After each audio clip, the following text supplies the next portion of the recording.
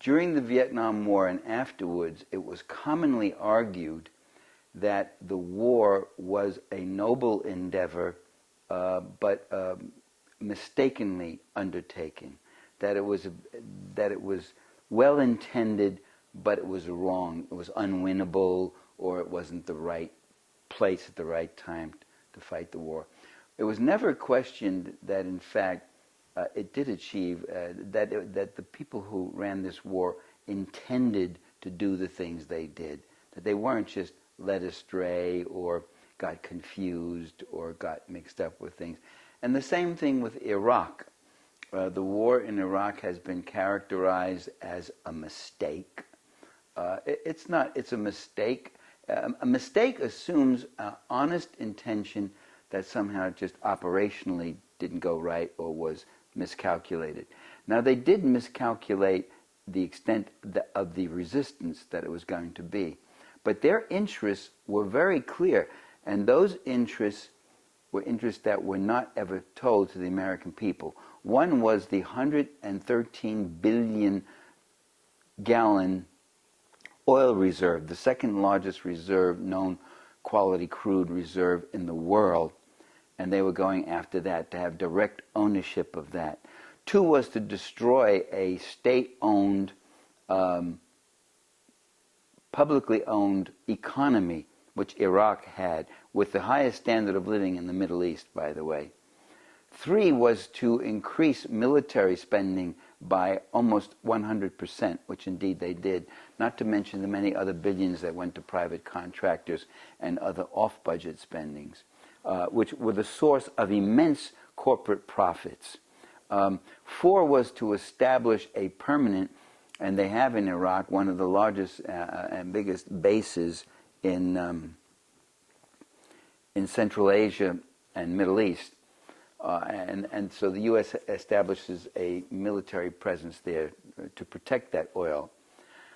So there were very real intentions. Now, they can't go to the American people and say, we want your blood and your tax money and the blood of your sons and daughters so that we can cut an even bigger profit on the oil.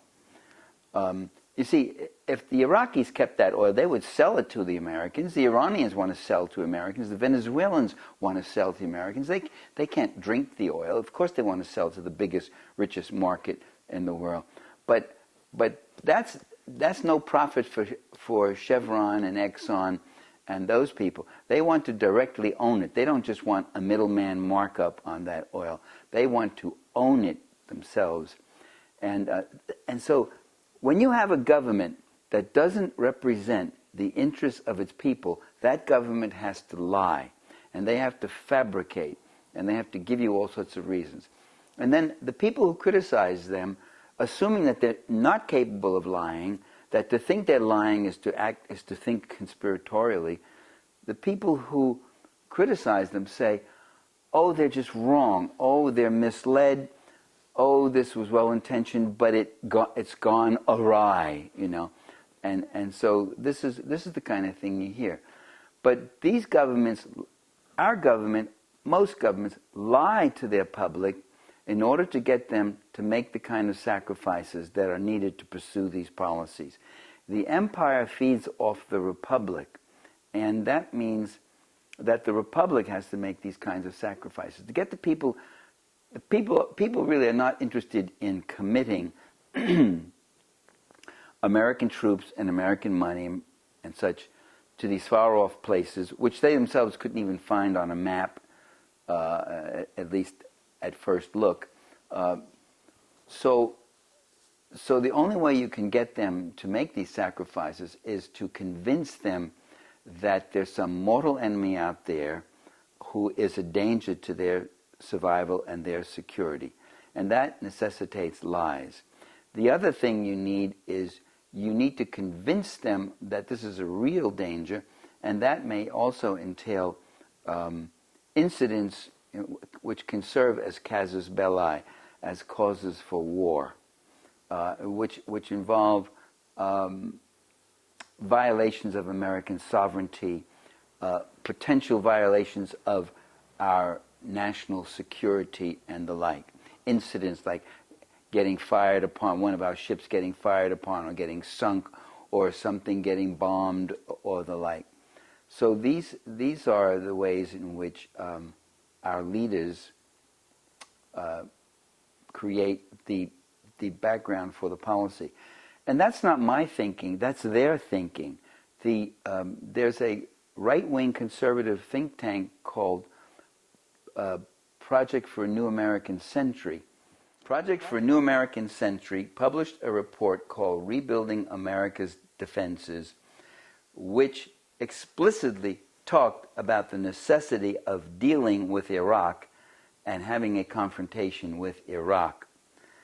That same report also talked about the fact that the American people would probably not support a war against Iraq unless there had been some major incident that could be ascribed to Iraq or something, such as something equivalent to Pearl Harbor, where there were thousands of American deaths, an attack that really galvanized the nation and put them in a state of fear, make them feel they were under attack and under siege.